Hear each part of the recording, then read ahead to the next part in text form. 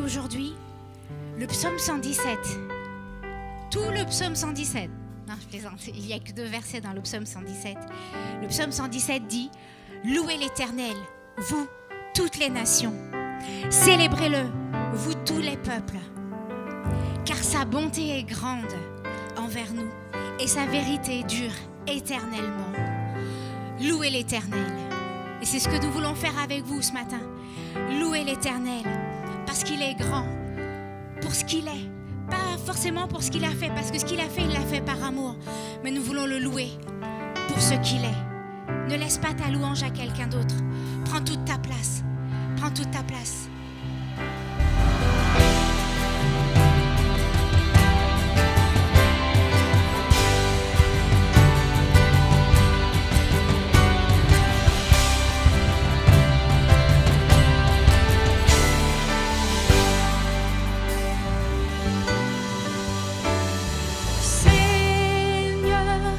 Tu es digne, nul ne peut te louer à ma place. Tu as tellement fait pour moi, nul ne peut te louer.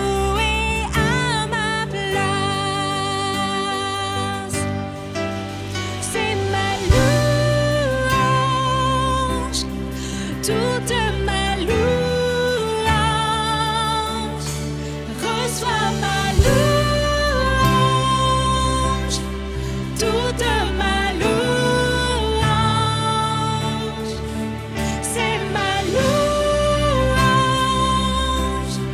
toute ma louange, reçois ma louange, toute ma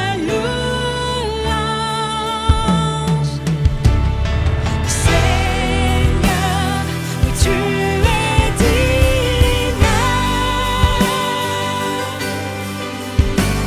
Nul ne peut te louer à ma place.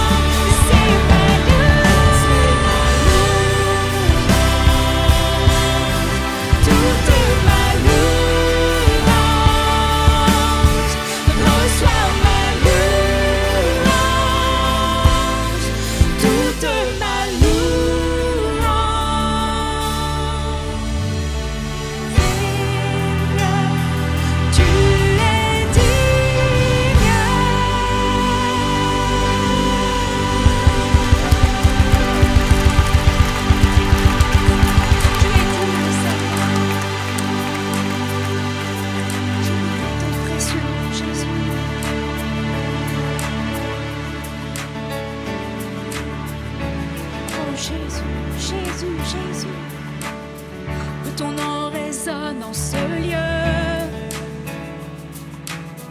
que ton nom résonne en ce lieu, que ton nom résonne en ce lieu. Jésus, que ton nom résonne en ce lieu. Jésus, que ton nom résonne en ce lieu. Jésus, Jésus, que ton nom résonne en ce lieu. Que ton nom résonne en ce lieu. Jésus, que ton nom résonne en ce lieu. Que les murs tremblent au son de nos louanges, alors que nos voix s'unissent à celles des anges. Répands sur nous ton esprit, ta puissance, oh Jésus. Que les murs tremblent au son de nos louanges, alors que nos voix s'unissent à celles des anges. Répands sur nous ton esprit, ta puissance, oh Jésus.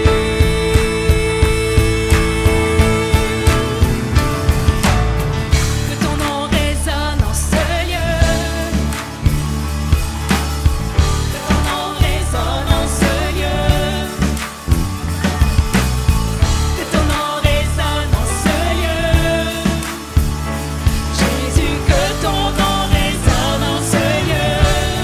Que les murs tremblent au son de nos louanges, alors que nos voix s'unissent à celles des anges.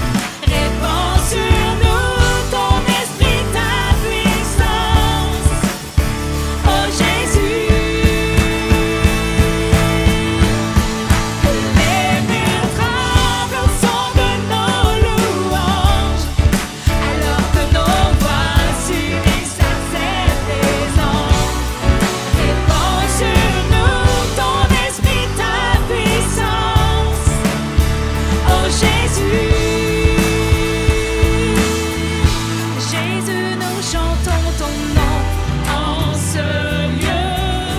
Oui, nous invoquons ton nom en ce lieu. Oui, nous te proclamons roi en ce lieu. Tu es Seigneur des Seigneurs. Jésus, nous chantons ton nom en ce lieu. Oui, nous invoquons ton nom en ce lieu. Oui, nous te proclamons roi en ce lieu. Tu es Seigneur des Seigneurs. Que les murs tremblent au son de nos louanges, alors que nos voix s'unissent à celles des anges. Répands sur nous ton esprit, ta puissance, oh Jésus. Que les murs tremblent au son de nos louanges, alors que nos voix s'unissent à celles des anges. Répands sur nous ton esprit, ta puissance, oh Jésus. Jésus, nous chantons ton nom en ce lieu. Oui, nous invoquons ton nom en ce lieu. Oui, nous te proclamons roi en ce lieu. Tu es Seigneur des Seigneurs.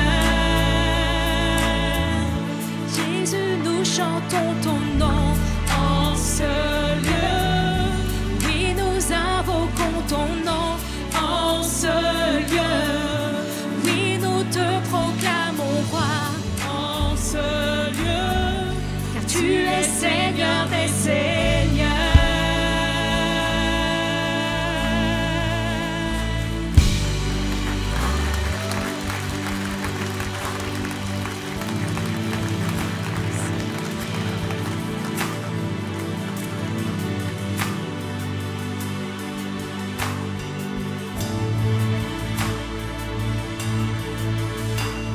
monde se prosternera devant toi. Ils diront que tu es Dieu, tu es roi. Commençons maintenant. Pourquoi donc attendre? Nous voulons louer le Dieu de victoire. Roi de gloire, remplis ce lieu. Je veux être près de toi. Oui, être près de toi. Roi de gloire, remplis ce lieu. Je veux être près de toi. Oui, être près de toi. Oui, le monde se prosternera devant toi. Ils diront que tu es Dieu, tu es roi. Commençons maintenant. Pourquoi donc attendre? Nous pouvons louer le Dieu de victoire.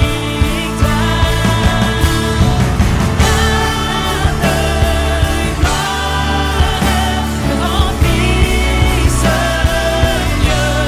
Je veux être près de toi. Oui, être près de toi. Roi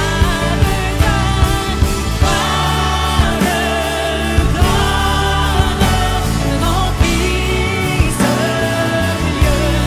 Je veux être près de toi. Oui, être près de toi. Et je chante Alléluia jusqu'à ton retour. Et je danse en ta présence jusqu'à ton retour. Et je chante Alléluia jusqu'à ton retour. Et je danse dans ta présence jusqu'à ton retour. Et je chante Alléluia jusqu'à ton retour. Et je danse dans ta présence jusqu'à ton retour. Et je chante Alléluia jusqu'à ton retour. Et je danse en ta présence jusqu'à ton retour. Tu es roi de gloire, remplis ce lieu. Je veux être près de toi. Oui, être près de toi. Roi de gloire, remplis ce lieu. Je veux être près de toi. Oui, être près de toi. Je veux être près de toi. Oui, être près de toi. Je veux être près de toi. Oui, être près de toi.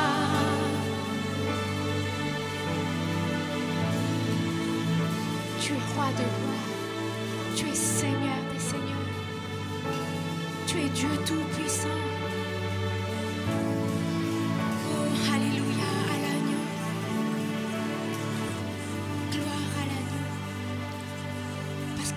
fait, personne d'autre ne pouvait le faire. Ce qu'il a fait pour moi, il peut le faire pour toi. Personne d'autre ne pourra le faire. Ça a déjà été fait. Quel Dieu tout-puissant, quel merveilleux sauveur.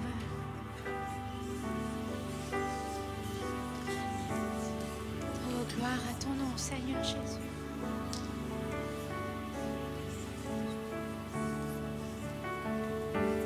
Quel sauveur merveilleux je possède. Il s'est sacrifié pour moi. Et sa vie innocente, il cède pour mourir sur la femme bois. Attaché à la croix pour moi. Attaché à la croix pour moi. Il a pris mon péché, il m'a délivré. Attaché à la croix pour moi.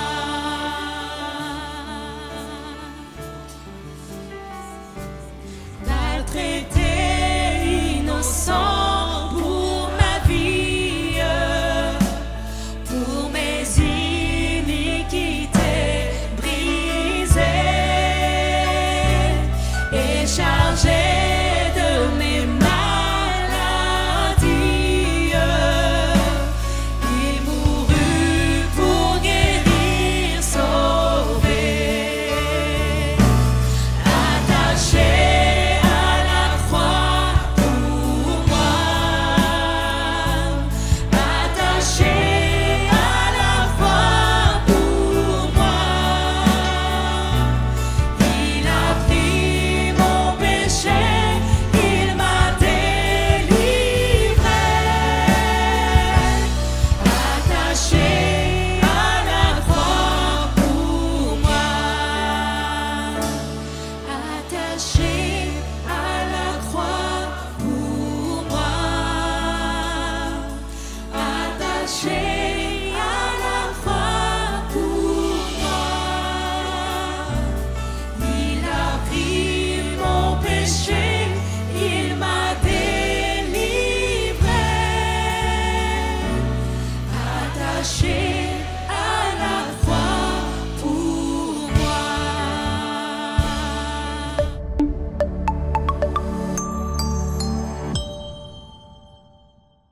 Amen. Voilà, merci au groupe de louanges. Amen. Voilà, on peut les encourager aussi parce que merci pour leur ministère. Merci. Voilà, on encourage aussi, bon, on leur dira, mais aussi tous ceux qui sont à l'extérieur, dans le froid, ceux qui sont à l'accueil, à la sécurité, au café, j'espère vraiment quand vous sortez ou quand vous rentrez, prenez parfois le temps d'encourager. Nous voulons être une église de l'encouragement aussi. Amen. Voilà, c'est quelque chose de très important. Voilà, nous voulons saluer celles et ceux qui sont là pour la première fois. Soyez les bienvenus, on prendra un peu plus le temps à la fin de vous saluer dans le Seigneur. Je vous invite à ouvrir la parole de Dieu dans Deutéronome, chapitre 30, à partir du verset 19. Deutéronome, chapitre 30, verset 19.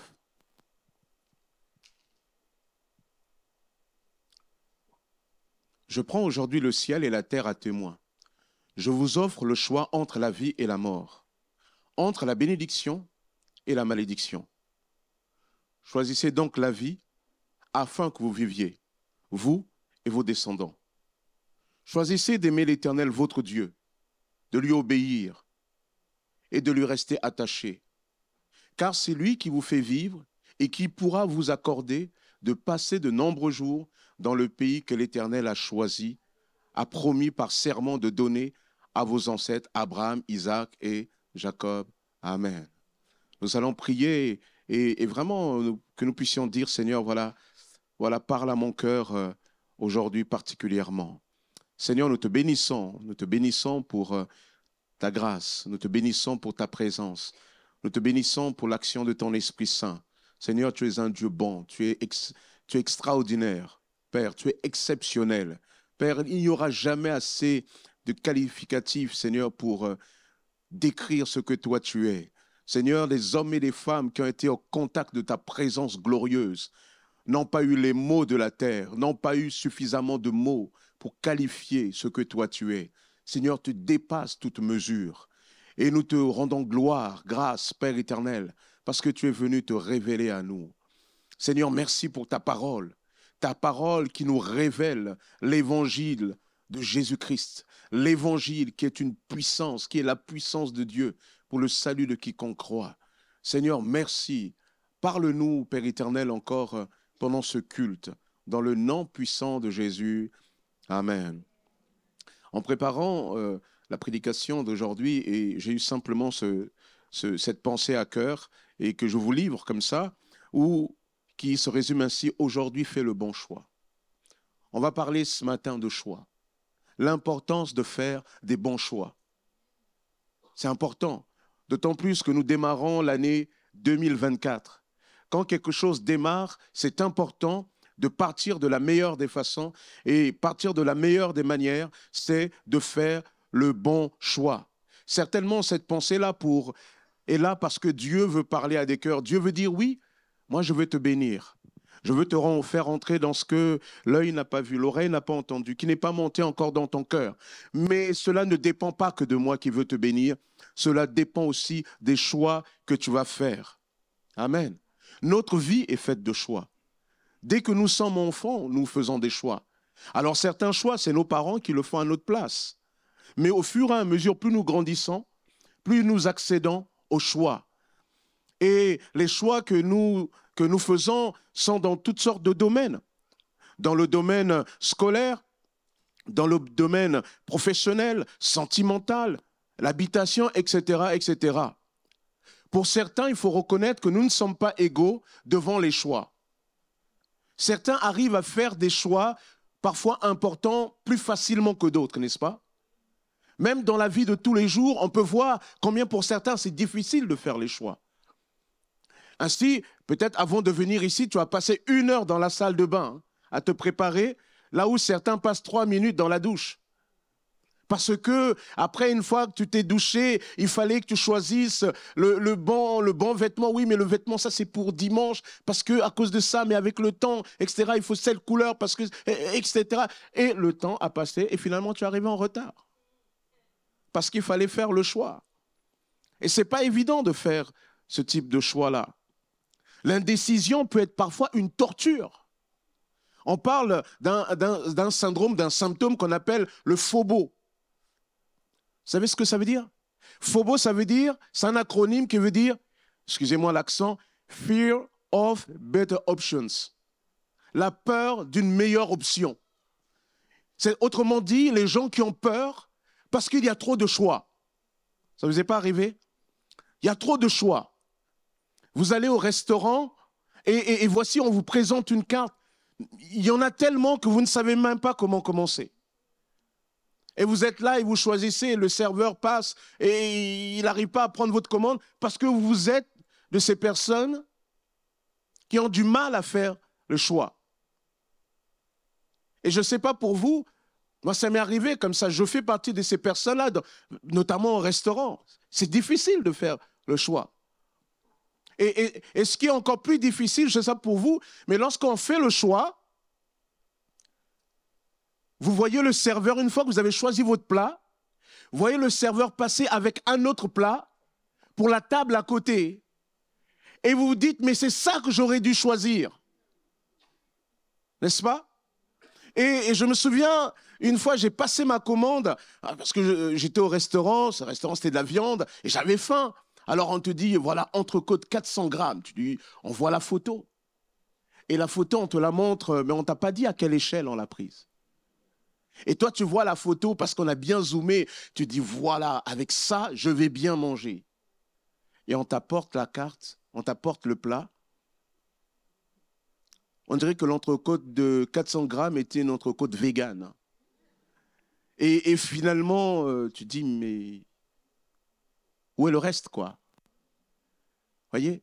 C'est pas évident à faire le choix. Ceux qui ont du mal à faire le choix, souvent, c'est ces personnes qui vont aller au centre commercial, ils vont tourner et tourner dans le même rayon, devant le même rayon. Et c'est encore moins évident parce qu'il y a tellement de choix. Regardez même, rayon lessive. Regardez la lessive.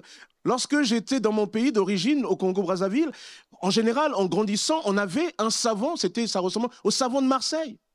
C'était le savon. Avec ça, on faisait la vaisselle, on se douchait, on se lavait les mains, et tout ce qu'il y avait à laver, on l'utilisait. Même pour laver le sol, vous mettez dans le tissu et sur la serpillière, voilà, c'est bon.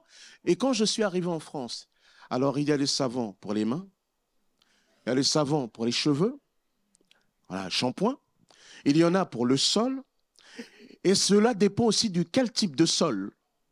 Parce qu'il y a le carrelage, il y a le sol en bois, et selon que le sol soit de la terre, il faut prendre plutôt ce type de savon, savon noir. Et après, une fois que tu as choisi ça, il y a toutes sortes de savons. Et là, il y a un moment donné, tu peux passer des heures. Il y a toutes sortes de produits.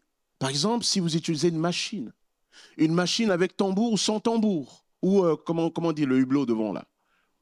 Il y a maintenant des lessives. Avant, on ne le mettait pas dans le compartiment. Maintenant, on le jette en même temps avec le linge. Et vous devez choisir, et vous êtes là. Et là, c'est souvent le cauchemar des hommes, parce que souvent, ils ont un peu moins l'habitude. Et leurs femmes leur disent cette chose: n'oublie pas de m'apporter de la lessive. Et c'est là que tu vois toute l'humiliation. Tu as passé des grandes études. Dans ton boulot, c'est toi qui diriges. Mais tu es là devant ce rayon, et les gens, ils te regardent à la caméra et disent: est-ce que celui-là, il ne veut pas voler? Mais en fait, tu choisis, tu cherches tout simplement la bonne lessive. Et quand tu as choisi la bonne, il y a encore une caractéristique. Mais est-ce que c'est telle température? Et toi, tu ne sais plus. J'ai oublié de demander à ma femme, c'est pour, voyez, le choix. Vous allez au rayon yaourt. Ah là, c'est pas simple. Le rayon yaourt. Et là, sur le rayon yaourt, il faut choisir. Yaourt aux fruits ou nature. Et quand vous choisissez aux fruits, c'est avec morceaux ou fruits mixés. Et quand vous êtes arrivé à ça, alors au soja, ou vous voyez, et il y a un moment donné, et vous êtes là devant cette chose, vous dites: mais comment ma vie a commencé pour que je sois coincé comme ça avec ce truc? Au soja, aux amandes, quoi? On dit il y a trop de choix. Je lisais quelque part qui disait une étude en 2000 qui rapportait que lorsque nous devons faire un choix, plus l'éventail des possibilités est mince, c'est-à-dire moins il y en a, plus grande est la satisfaction qu'on en tire. En gros, on prend plus de plaisir lorsqu'on va dans un restaurant qu'on vous présente juste 3 plats que si on vous en présente 10. Parce que dans ces 3 plats, vous n'avez pas l'impression, il n'y avait pas beaucoup de choix, vous avez choisi, c'était à peu près simple, vous en tirez une plus grande satisfaction. Mais quand vous avez eu 10 possibilités, surtout comme je vous ai dit, vous avez vu l'autre plat que vous auriez aimé choisir. Et là, on est plus frustré. Alors on se dit, mais quand c'est comme ça, qu'est-ce qu'il faut faire? Il y a une personne qui propose, qui dit, il vaut mieux, il propose une solution qu'on appelle le MFD. Ça veut dire pour Mostly Fine Decision. C'est-à-dire que faut accepter que dans le choix qu'on va faire, il peut y avoir des meilleurs, il faut accepter son choix. Il le dit comme ça, il dit en quelque sorte, il ne faut pas tergiverser trop longtemps devant tellement de choix à comparer. Il ne faut pas d'ailleurs comparer toutes les possibilités. L'idéal, c'est d'évaluer ses besoins et de fixer un choix dès qu'il semble optimal, tout en étant conscient et en acceptant qu'il y a toujours un meilleur choix possible. Vous avez compris? Il faut accepter qu'il y a un meilleur choix possible. Souvent, tu veux te marier. Vous savez, c'est un syndrome qui arrive à toute personne qui veut se marier. Alors toi, tu te maries, tu dis, Seigneur, je veux ceci, cela. Et Et il y a tellement de possibilités. Et tu dis, mais Seigneur, si je choisis cette personne, est-ce que plus tard, je ne regretterai pas de ne pas avoir choisi telle personne? Hey, il faut choisir. Je veux te dire qu'un secret, tu choisiras toujours, il y aura toujours plus tard, plus belle, plus beau que ton mari. Il y aura toujours plus fort, plus forte que ton épouse. Il y aura toujours plus. Mais la seule différence, c'est que tu as fait ce choix-là. Et ce choix, il ne faut pas le subir. Après, il faut simplement dire, Seigneur, je peux me tromper, mais aujourd'hui, je fais ce choix-là. Pour telle et telle raison. Et dans le choix, et il faut juste faire attention dans le choix, notamment du conjoint. Vous savez que je suis dans un projet d'écriture de mon premier livre, ça sera sur le choix du conjoint. Et dans le choix du conjoint, il faut faire attention parce que quand on a pour seul critère la beauté de quelqu'un, fais attention. Parce que le temps, il aura toujours raison de la beauté. Elle est belle, il est beau. Ouais, mais sauf que on est au début tout mince et arrivé à 50 ans, comme disait avec un insolence un jeune frère, dit, pasteur, tu as des abdos, hein? Dommage que tu n'en aies qu'un seul. Il n'est plus au milieu de nous. C'est pas possible. Vous voyez, avec le temps, c'est ce qu'il y a. Voilà, on change quoi. Et si ton seul critère, c'était la beauté, fais attention. Parce qu'il y a des personnes souvent qui sont corrompues par leur beauté. Ça veut dire qu'ils regardent le monde qu'à travers ce prisme-là de leur beauté.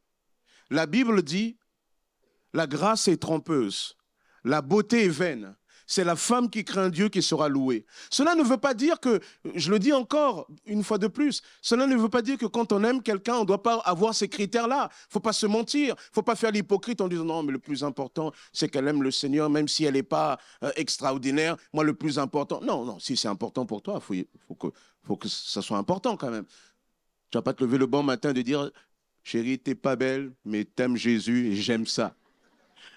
Non. On est d'accord, hein? Aucune femme n'a envie d'être traitée comme ça, ou même aucun homme. Donc ça a son importance, mais ça ne peut pas être le seul critère. Mais il faut faire des choix. Il faut faire des choix. Et il y a un moment donné, tu as choisi et tu dois avancer. Il n'y a pas pire que les gens qui ont fait des choix et qui sont tout le temps dans le regret. Dans le regret. Et si, et si, et si. Et pendant qu'ils se disent les si, et si, et si, eh bien finalement ne vivent pas le présent. Tu n'as pas eu un tel et un tel, tu n'as pas eu ceci, cela, mais voici ce que tu as. Bénis le Seigneur pour ça. Bénis le Seigneur pour cela. Amen. Bénis le Seigneur. Alors il y en a qui aimeraient échapper à ce champ en disant, on a entendu des théories comme ça, notamment dans les années 80, on entendait des gens qui parlaient de la volonté vraie de Dieu et en disant il y avait en fait c'était des théories. Il y a des fois les hommes quand ils inventent des théories souvent c'est fumeux. Ils disent en gros bon quand tu t'es marié bon Dieu t'a toléré que tu épouses telle personne mais maintenant que tu as compris certaines choses tu as rencontré quelqu'un elle c'est la volonté vraie de Dieu. Ça c'est diabolique, ça c'est satanique, c'est pas vrai. Et du coup, ces personnes ont souvent abandonné leur premier amour parce que soi-disant Dieu leur a montré. Non, ça c'est diabolique. On fait un choix, on avance ensemble. On avance ensemble. Mon épouse me disait il n'y a pas longtemps, ouais, mais moi, tu sais, bon, elle voit souvent sa santé et elle dit, qu'est-ce qui t'a pris de choisir? Mais moi, j'ai fait mon choix. J'ai fait mon choix de vieillir avec elle. Alors peut-être telle chose ne lui plaît pas ou moi-même telle chose ne me plaît pas, mais on a fait le choix de vieillir ensemble. On sera deux petits vieux plus tard, mais on a fait ce choix-là. Et en attendant, Dieu nous a bénis. Et c'est vrai, comme disait Yang Guichot, plus de rondeur, mais il y a plus à aimer. Chacun voit comme il veut, vous voyez. Mais voilà, on a fait le choix. Parfois, c'est difficile de faire le choix, mais il faut faire le choix.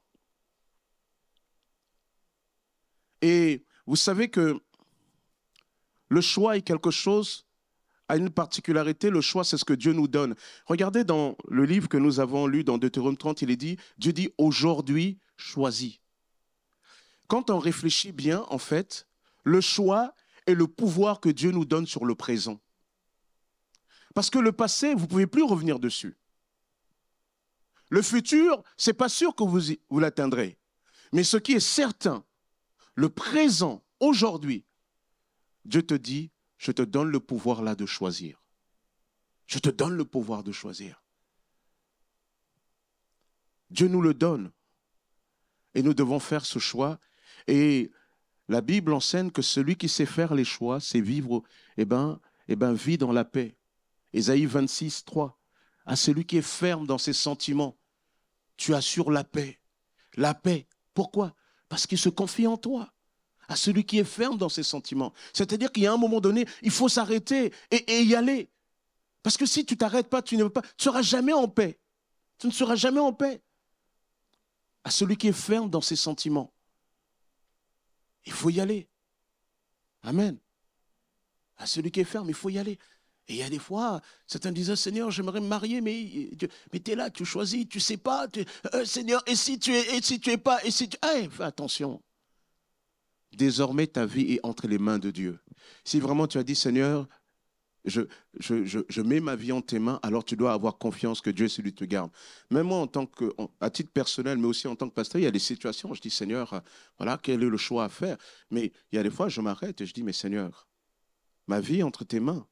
Tu sais que je peux me tromper, mais j'ai confiance que toi, tu es celui qui me conduira dans ce qui est le mieux. Et on avance. Il faut faire des choix. À celui qui est ferme dans ses sentiments. La seule chose qu'il faut faire attention aussi aux choix qui ont l'apparence de quelque chose de formidable, les options qui ont l'apparence de quelque chose de formidable, alors que ce n'est pas le cas. Nous avons l'exemple dans Genèse chapitre 13. Abraham, lorsqu'il quitte son pays, prend avec lui son neveu Lot. Les deux étaient très riches.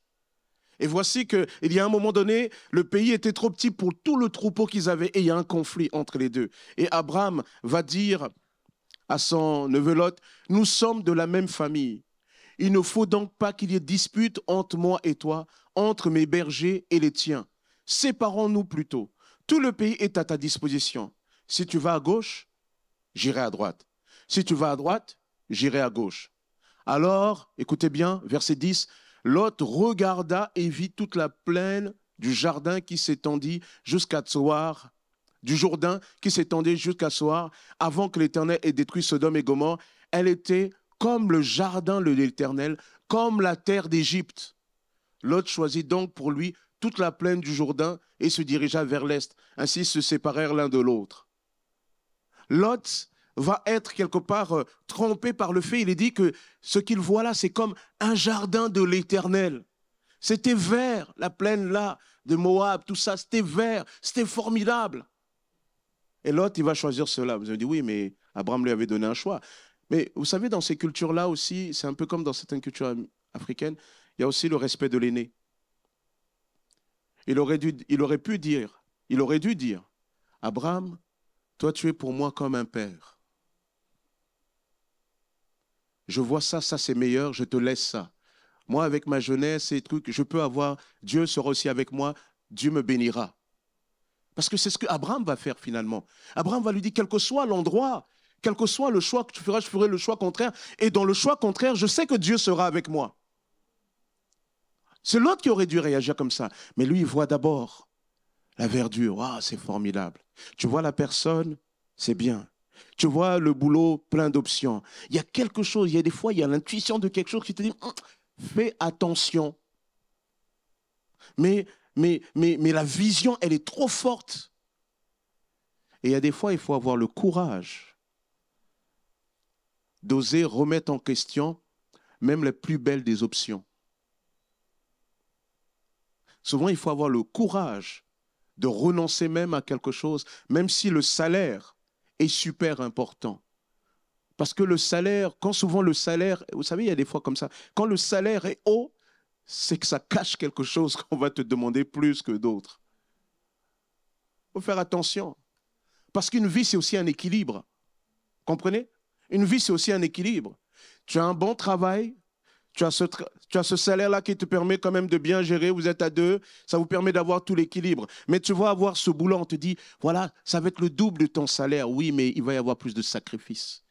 Il va y avoir plus d'absence à la maison. Il va y avoir moins peut-être de repas à table. Il va y avoir moins de ceci, de cela. moins de contact avec les enfants. Et c'est là que tu dois dire, est-ce que c'est juste le salaire que je dois regarder, même si le salaire est comme le jardin de l'Éternel, alors que quelque part, ça va aussi déséquilibrer tout le reste. Il faut faire attention à ces choix-là. Et 2024, il faut faire attention à ce type de choix. C'est magnifique, c'est bien. Je disais tout à l'heure dans le domaine des sentiments, on regarde à la beauté, mais vous savez, la rose, elle est belle, mais elle pique quand on ne la saisit pas bien. Ah oui. Aujourd'hui, il y a des hommes qui sont allés comme ça, ils sont fiers à la beauté, et maintenant ils ont un mariage qui pique les yeux. Ah ouais. Parce que ce n'est pas tout. Parce que c'est aussi un caractère, c'est aussi une personnalité. C'est comment, il faut trouver un équilibre. Et je peux vous dire que c'est là où on a besoin de la grâce de Dieu, parce que lorsque Dieu nous conduit dans ça, alors on peut bénir le Seigneur. Amen. L'autre, il regarde, il dit, waouh, c'est vert, c'est génial, je vais y aller. Et vous savez ce qui s'est passé? Il est allé, c'était à côté de Sodome. Sodome et Gomorrhe, c'était la catastrophe. Comment le dire autrement? Tout était à refaire. Tellement à refaire que Dieu, il veut détruire cette ville. Alors, Lot va là-bas et Abraham va intercéder pour son neveu. Et lorsque Dieu va aller là-bas sous la forme de 3 anges, on voit ici une image trinitaire, il va aller là-bas et il va dire à Lot, tu sais, cette ville, on va la détruire, il faut que tu sortes de là. Mais Lot, avec le temps, c'était vert, mais il était lié maintenant dans la chose. Vous voyez le lien? Pourtant, c'était bien, mais il était lié au pays. L'ange lui dit, ça va être détruit. Mais lui, il avait du mal avec son épouse. Ils avaient pris leurs habitudes là. Ils étaient liés par leur choix. Alors que ce choix-là était un choix de mort. Et finalement, à force de leur dire, et n'écoutant pas, il y a un moment donné, ils vont presque les prendre là et les sortir. Mais ils leur ont dit, mais quand vous sortirez, lorsque l'Éternel sera entré, le feu de Dieu va descendre, le jugement de Dieu va se manifester. Lorsque cela va arriver, ne vous retournez pas. Alors Lot sort avec son épouse et ses 2 filles. Et ils sortent, et voici que quand il y a le jugement de Dieu, dans le groupe, il y en a une qui dit « Ah non, c'était trop bien ce pays ». Elle se retourne, la femme, et il dit qu'elle fut changée en statue de sel. Il y a une image là. Quand tu retournes au passé que Dieu t'a fait vomir, eh ben, il y a un moment donné, ça bloque, ça stagne dans ta vie. Voyez? Et là, à ce moment-là, changer en statut de sel. Mais ce n'est pas fini.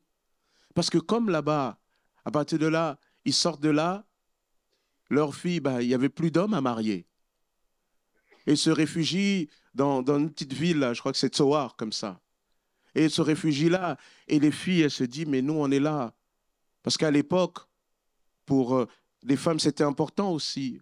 Bien sûr, aujourd'hui, c'est important, mais encore plus, avoir une postérité enfantée, c'était important. Elle dit, mais il n'y a pas d'homme. Et l'idée germe dans leur tête, mais il y a notre père. Elles vont enivrer leur père, alors qu'il est complètement ivre. Dans la nuit, elles vont tour à tour coucher avec leur père. Et c'est là que ça va donner les nations terres, les Ammonites et les Moabites. Tout ça parce qu'il y avait un choix, ça paraissait vert. Il faut faire attention. Pourquoi? Et vous savez, les choix qui sont verts, ils ont une particularité. Quand je dis vert, c'est comme pour utiliser l'image de Lot. Hein. Ces choix qui, quand je dis vert, c'est les bons choix, ceux qui nous paraissent évidents. Vous savez, leur danger, c'est quoi? C'est qu'ils paraissent tellement évidents, qu'est-ce qu'on fait? On ne consulta pas l'Éternel. On a envie de dire, mais Seigneur, il n'y a pas besoin. Mais Seigneur, c'est clair. C'est clair. Mais nous oublions que nous ne savons pas voir au-delà de ce que l'œil nous montre. Souvent. Nous avons besoin de Dieu. C'est ainsi qu'un jour, lorsque Josué, Dieu avait donné mandat à Josué et le peuple d'aller combattre, de conquérir le pays, et voici qu'il y avait un peuple à l'intérieur, les Gabaonites, ils ont entendu que, leur Dieu, il est terrible. Qu'est-ce qu'ils ont fait? Alors, ils n'étaient pas loin en fait, mais ils se sont déguisés comme s'ils habitaient très loin. Ils ont pris des vêtements sales, déchirés, les chaussures usées. On dit, voilà, ils sont venus vers Josué en disant, ah, c'était dur. Nous, on vient de très loin, on a entendu que votre Dieu est un Dieu puissant. Nous, on veut être sur votre couverture, etc., etc. Et il est dit que Josué, les dirigeants d'Israël, ils ne consultèrent pas l'Éternel parce que c'était tellement évident. C'est tellement évident. Méfie-toi de ce qui est trop évident. Cela montre que même quand c'est évident ou pas évident, il est bon de consulter l'Éternel. Et c'est là que dans cette consultation de l'Éternel, nous avons besoin de venir vraiment dans la présence de Dieu, mais nous avons aussi besoin, d'une certaine manière, de laisser le Saint-Esprit agir en nous. Romains chapitre 12, verset 1 nous dit, je vous adjure, frères, par les compassions de Dieu, à donner vos corps comme un sacrifice vivant, saint, agréable à Dieu, ce qui sera de votre part un culte raisonnable. Ne vous conformez pas au monde présent, mais soyez transformés par le renouvellement de l'intelligence. Pourquoi? Afin que vous discerniez, voyez? Afin que vous discerniez. Ça veut dire qu'on ne le voit pas directement, mais il y a un discernement qui vient de l'esprit. Il y a un discernement humain et il y a un discernement qui vient de l'esprit. Afin que vous discerniez quelle est la volonté de Dieu, ce qui est bon, agréable et parfait. Si vous voulez comprendre, choisir, c'est-à-dire faire les bons choix, c'est-à-dire choisir ce qui est bon, ce qui est agréable, ce qui est parfait, c'est-à-dire ce qui correspond, ce qui est accompli. Alors Dieu dit, vous avez besoin que votre intelligence soit renouvelée. Ça veut dire le chrétien, ce n'est pas simplement quelqu'un qui compte sur des révélations qui viennent de l'extérieur, qui viennent même des prophéties, mais c'est quelqu'un dans le contact avec Dieu qui laisse le Seigneur aussi transformer, de telle sorte que cette transformation, lui est imprégné de l'esprit, quelque part, lui donne de voir différemment. Lui donne de voir différemment, d'appliquer des nouveaux critères. Ah oui, d'accord, oui. Ouais, je ne dois pas regarder que la beauté. Je parlais de la beauté, mais certains, par exemple, cherchent la richesse. Je regardais un documentaire, on disait par exemple, au Japon, les femmes, elles cherchent d'abord le gars qui a l'argent. Et dans d'autres cultures, c'est la personne qui a fait telle et telle école. Et à la limite, on s'en fiche des sentiments. C'est d'abord telle et telle école. C'est comme autrefois, on va chercher quelqu'un qui est de la noblesse. Ça ne vous plaît pas, mais il faut. C'est ainsi que comme ça, que le roi d'Angleterre a épousé Lady Diana.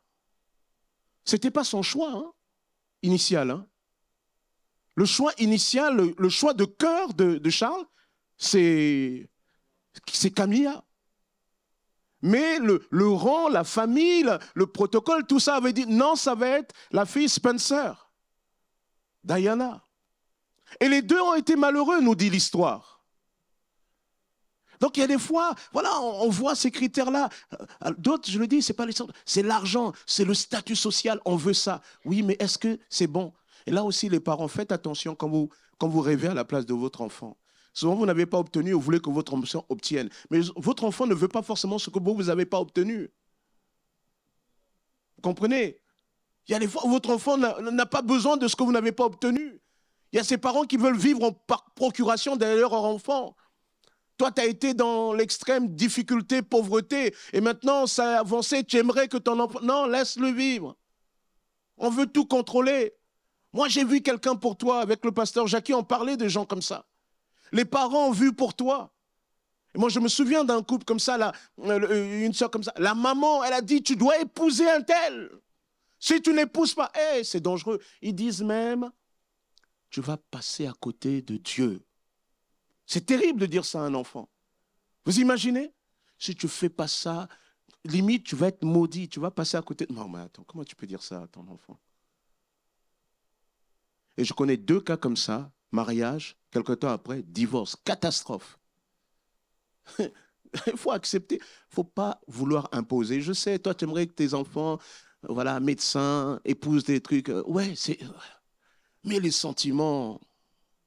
Et souvent, ces mariages-là, quand l'enfant finit par épouser quelqu'un qui ne correspond pas, et après, quand plus tard le mariage ne marche pas, on dit « Oh, ce mariage n'a pas marché, je l'avais bien dit. » Mais non, en fait, ça n'a pas marché parce qu'en plus, tu ne l'as pas béni, tu ne l'as pas accompagné, parce que tu attendais que ça tombe.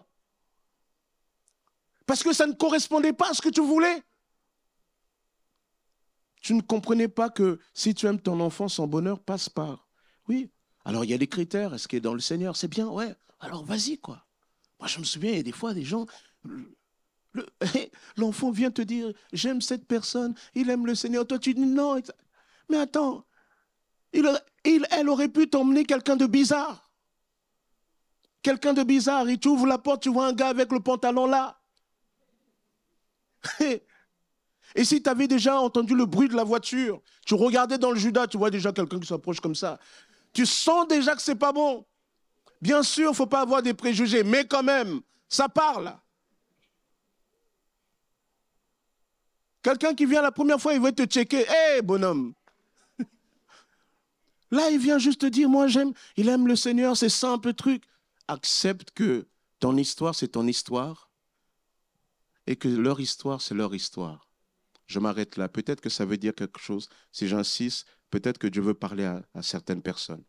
Faites attention à ce que vous voulez imposer à vos enfants qui ne correspond pas à la vision de Dieu pour eux, à la volonté de Dieu pour eux. Accompagnez-leur à faire le bon choix devant le Seigneur, etc., avec des bons critères.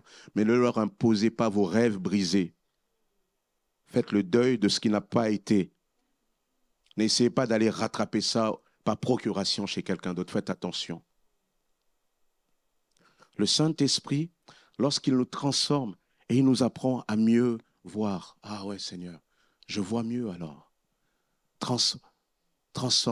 Soyez transformés par le renouvellement de l'intelligence. Ça veut dire comprendre la volonté de Dieu aussi, ça se réfléchit. C'est-à-dire qu'il y a aussi une réflexion, quelque chose qui est posé là. Voyez, ce n'est pas simplement « Ah, je ressens quelque chose, ah, Dieu est dedans ». Faites attention. Un chrétien ne doit pas être émotionnel à outrance. Il y en a, c'est trop dans l'émotion. « Ah, le Seigneur est là ». Ouais, mais sauf que statistiquement, les études ont montré que ces émotions-là, 2 ans plus tard, down. Il faut qu'il y ait d'autres qui jouent. C'est normal dans la relation amoureuse. Hein? Oh, c'est lui. T'inquiète, tu vas être guéri bientôt. Attends 2 ans, il y aura la guérison. Faut attention. Il y a des fois, il faut réfléchir. Je vais toucher à quelque chose qui va être un peu sensible. Vous accrochez, ça va? Accrochez-vous. Les mariages interethniques, interculturels, intercouleurs. Ça va? Vous êtes assis? À la fin, on parlera de ce pasteur au passé simple. Bref. Vous savez, souvent, il y a eu des débats, hein, même dans les milieux chrétiens, même dans les écoles bibliques. Hein, j'ai entendu. Est-ce qu'un noir peut épouser une blanche? Oui, je sais, c'est bizarre, mais il y a des gens qui posent ces questions-là, etc. Et ça peut être, est-ce qu'un malgache peut épouser, hein, voyez? Est-ce qu'un Indien peut épouser quelqu'un d'autre qui n'est pas malgache, qui n'est pas indien, qui n'est pas ceci, cela? Est-ce qu'un Congolais peut épouser quelqu'un qui n'est pas une Congolaise? Comment ça? En fait, la question n'est pas là. La question est de savoir qu'est-ce que vous avez de commun et à quel point vous êtes attaché à ce qui forge votre identité. Si vous êtes un bon Congolais, pur manioc et pandou, et que vous savez que cette femme, elle a en horreur le pandou et le truc, pourquoi tu vas te faire du mal? Laisse-la avec ses steaks frites. Vous comprenez? Ce n'est pas une question de couleur. C'est une question de comment on est attaché. Et quelque part, les parents ont quand même un peu raison. Quand ils disent « Oh, attends, tu nous emmènes quelqu'un là », en fait, ils ont tort pour faire la différenciation au niveau des couleurs, mais ils ont raison pour dire « Il faut bien prendre conscience que cette personne est différente de toi. Tu dois bien réfléchir. Elle est différente de toi. Vous n'avez pas eu la même éducation. Vous n'avez pas certains mêmes codes culturels. Par exemple, ne serait-ce qu'entre un Congolais qui est né ici en France, qui va épouser une Congolaise du pays. Ah, c'est pas la même chose. Certains plats, c'est le même le dimanche. Mais le reste de la semaine, non. Est-ce que tu en as conscience? Et tes parents aimeraient bien qu'il y ait du pays. Parce que les parents, ils sont rassurés quand c'est quelqu'un qu'ils maîtrisent. Surtout les mamans, parce qu'ils sont sûrs que l'enfant, les petits-enfants, ils ne se rendent pas trop loin. Amen, les mamans. Mm-hmm. Donc, voilà, ouais, mais sauf que, qu'est-ce que vous avez en commun? À quel point tu es attaché à ta culture? Si tu es hyper attaché à ta culture, alors peut-être que la personne qui n'a rien à voir avec ta culture n'est pas ce qui te correspond. Et dans ce sens, les parents ont quelque part raison de t'interroger. Comprenez? Parce que Dieu n'agréera jamais le racisme déguisé. Il faut le dire ce qui est. Parfois, c'est du racisme pur et simple. Oh, alors, le maquille avec, oui, mais dans la Bible. Moi, j'ai entendu les gens sortir des théories, mais tellement fumeuses. Je me dis, mais eux, ils fument la Bible, quoi. Franchement, souvent, on a essayé de dogmatiser pour moi ce qui est du racisme. Mais une fois qu'on a dit ça, on doit intégrer la notion de différence. Ah oui, lui, il est italien. Toi, tu es quoi? Toi, tu es russe. C'est pas la même chose, peut-être. Comment vous y êtes attaché? Si tu es hyper attaché, alors peut-être qu'il faut réfléchir. Il faut aussi se projeter. Dans quelques années, où est-ce que tu te vois? Il faut en discuter. Vous voyez, choisir, ça pose aussi, il y a aussi des trucs très terre à terre. C'est pas juste de là, mais quand je l'ai vu, ouais. Ça, t'inquiète. Il y a des médicaments pour ça. Le temps, les difficultés, ils vont bien te piquer. Tu vas être guéri. Et une fois que tu seras guéri de ça, de tes émotions, il va te rester du concret. Et là, le concret, là, comment tu l'affrontes? Si dès le départ, tu as bien pesé le pour et le contre. N'est-ce pas? Ah oui, c'est très important. Je ferme la parenthèse. Que Dieu vous bénisse. Ce n'est pas évident. Ça va? Il y en a qui se disent, mais alors, pasteur, un noir et un blanc peuvent-ils se marier? Amen. Alléluia. Ah ouais, sinon, il faudrait que je rende mes enfants à Jésus. Mais il faut réfléchir, quoi. Il faut réfléchir, simplement. Il ne faut pas simplement être dans l'émotion. Il faut réfléchir quand on fait les choix. Les choix que tu vas faire là, professionnellement, quel est l'impact? Ah, je fais ce choix. Ah ouais, moi, ce boulot-là. Surtout quand on te dit ça, tu sors de là, on va te donner sur ta porte, tu auras écrit DG, DT, CEO. Toi, tu sens les titres là, et parce que toi, tu n'as pas été guéri de ça. Tu as donné ton cœur à Jésus, mais il n'a pas guéri ton désir d'être titré. Alors toi, tu es là. Oui, mais il se cache quelque chose derrière. Et tu dois faire attention. Les choix, c'est quelque chose que l'on réfléchit.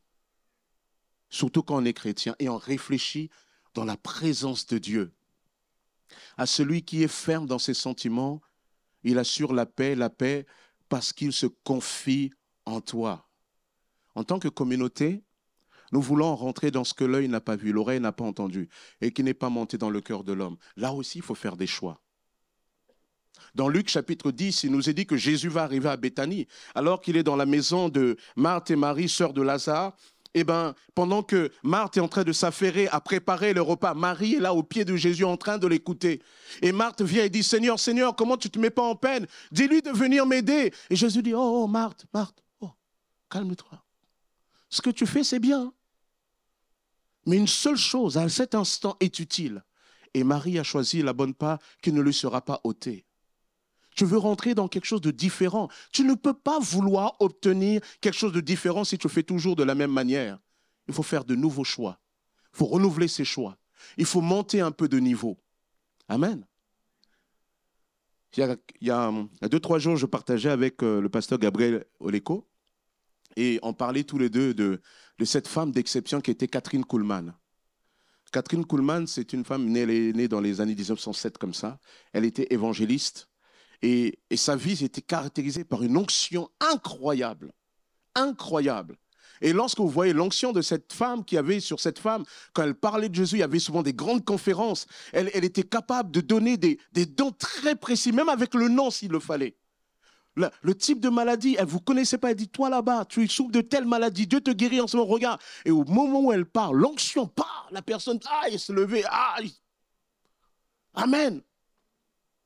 Et en tant que pasteur, on rêve de ça. Je dis, Seigneur, nous, on rêve de ça. On veut une église embrassée par toi. Et une fois, Catherine Coleman, dans ses prédications, elle a dit, quel était son secret? C'est qu'il fallait payer le prix de l'onction.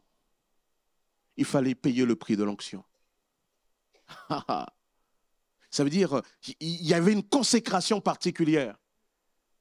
Et quand je venais ici, j'étais en voiture, j'avais un peu des larmes parce que je me souviens, je regarde ce que l'Écriture dit, de ce que Jésus peut faire. Je dis, Seigneur, moi je veux vivre ça. Et là, il y a ces choses-là. Est-ce que tu es prêt à payer le prix? Est-ce que tu es prêt à payer le prix? Et souvent, le prix, Dieu vient le fixer dans le quotidien. Les feux de l'amour ou la réunion de prière? Oui, mais Jason, l'épisode intel, on va savoir ce qu'elle avait fait avec Kelly. Est-ce que finalement, Samantha, etc. Ça, c'est des séries, c'est interminable. Ça fait 30 ans. Ça ne va pas se finir avec toi. Tu comprends? Mais toi, tu es là. Bon, encore aujourd'hui, on peut toujours regarder en différé, mais avant, on ne pouvait pas. Et toi, tu es là, et toi, et c'est là que tu dois choisir. On croit toujours que Dieu il nous demande de choisir quand on arrive sur la montagne. Il dit non, déjà, au pied de la montagne, tu dois choisir. C'est là. Le temps que tu vas passer devant la télé, devant Internet, des futilités. Truc là. Sur YouTube, il y a tellement une offre sur tout que franchement, vous pouvez rester à la maison. Tout est là. Vous faites vos courses en virtuel, etc. Vous êtes là devant Amazon, tous les sites là, c'est discount. Vous choisissez. Je choisis ça. AliExpress, je compare, etc., Et vous commandez, clic, clic. Ça arrive, on vous livre. Vous pouvez passer du temps là. Mais le prix de la consécration, c'est pas évident. Vous voulez le ciel, que le ciel descende, sans aller le réclamer à voix forte? Il faut aller réclamer à voix forte. Jésus a dit, ce sont les violents qui s'emparent du royaume de Dieu. Les violents, c'est ceux qui s'appliquent une violence. Paul dit, il n'y a pas de soldat, s'il veut plaire à 100 mètres, s'embarrasse des choses de la vie. Et il y a des fois, on est trop embarrassé. Ouais, mais moi, non, faire le choix, c'est ça aussi. Il faut qu'on fasse le choix de l'onction. Quand je réfléchissais une fois à ça, le Seigneur m'a dit, Sostène, réfléchir ce que c'est que l'onction. Et je comprends que l'onction est quelque chose qu'on va chercher. Ce n'est pas quelque chose qu'on rationalise, qu'on explique. C'est quelque chose que Dieu pose sur vous parce que vous allez chercher. Seigneur, mon âme a soif du Dieu vivant. Et quand tu as soif, là, on a dit qu'on allait, cette année, on veut avoir un peu plus de temps de jeûne et prière. Commençons déjà. Premier vendredi du mois, jeûne et prière, Seigneur, etc. Mais il y aura plus que ça, si nous voulons encore plus. Vous n'avez pas envie d'une église comme ça? Vous voulez juste qu'on ait des gens comme ça avec des petits pasteurs Sostène Non, il faut une église. Il y a un moment donné, le pasteur Sostène se passe. On n'arrive plus à le voir. On voit Dieu qui est en train d'agir. Amen.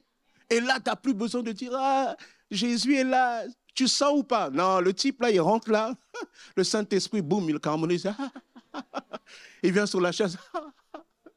Et il ne sait pas comment dire, le Saint-Esprit, c'est comme le pasteur Martorano nous disait, lundi en pastoral, quand une fois on a prié pour lui, il y avait une telle présence de Dieu, et il sentait, lui c'est un Italien, ça ne pleure pas un Italien comme ça.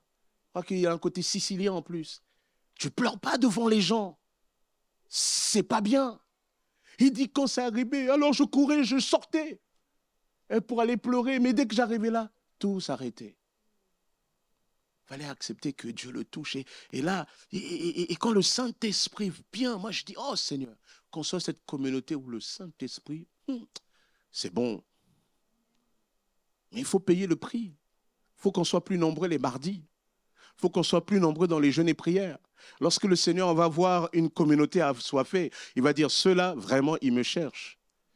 Lorsque vous vous sentez désiré, qu'est-ce que vous faites? Qu'est-ce que vous faites? Vous restez à ne rien bouger? Non, ça change. Lorsque Dieu se voit désiré, alors l'Éternel sort de sa haute retraite.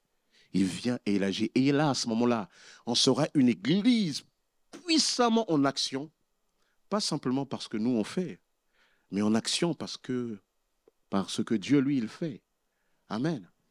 Alors, je termine juste pour te dire, 2024, cela dépend des choix que tu vas faire. Cela dépend des choix que tu vas faire. Alors, parfois, il y a des choix difficiles.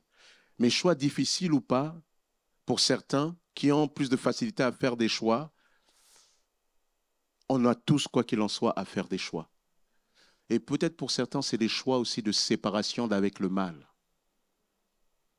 Lorsque je me suis donné au Seigneur, il y avait des relations sentimentales qu'il fallait arrêter avec. Vous savez, les jeunes, les relations, même pour les plus âgés, les relations sentimentales, c'est comme un petit feu. Quand tu le laisses trop brûler, tu sais que ce feu est un feu étranger. Ce feu est dangereux. Mais le feu a une particularité, même quand c'est un feu étranger, il réchauffe un peu. Il séduit un petit peu. Il y a un petit bienfait jusqu'à ce qu'il vienne complètement nous brûler. Et parce qu'on a laissé ce feu étranger, on n'a pas fait le choix de l'arrêter, de stopper à temps, il y a un moment donné, on est obligé d'appeler à la fin les pompiers spirituels.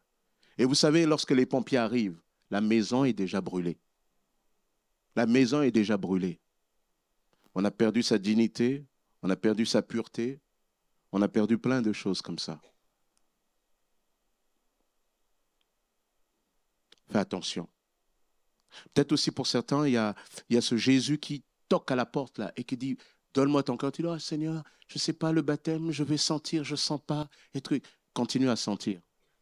Tu ne vas jamais y arriver. Parce qu'avec Dieu, il faut choisir. Il n'y aura jamais de bons moments. Il n'y aura jamais de bons moments où tu peux, ah oui, parce que tu entends les témoignages, ah oui, il y a eu un moment où il a ressenti. Ce n'est pas le cas pour toi.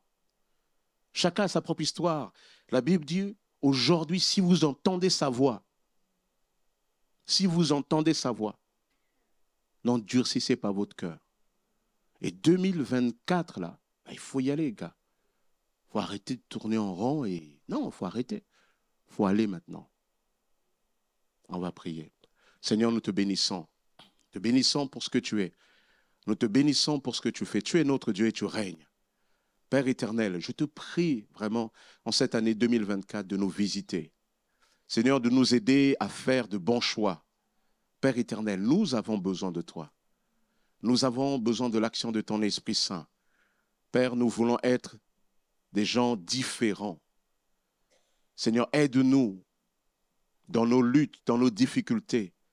Aide-nous, lorsque les choix sont faits, à venir, Père éternel, embraser ce choix de ta grâce et de ta présence et de l'action de l'Esprit, afin que, Seigneur, nos choix, Père éternel, puissent pleinement te glorifier du début et jusqu'à la fin, Père. Dans le nom puissant de Jésus. Amen. Amen. Voilà, que Dieu soit béni.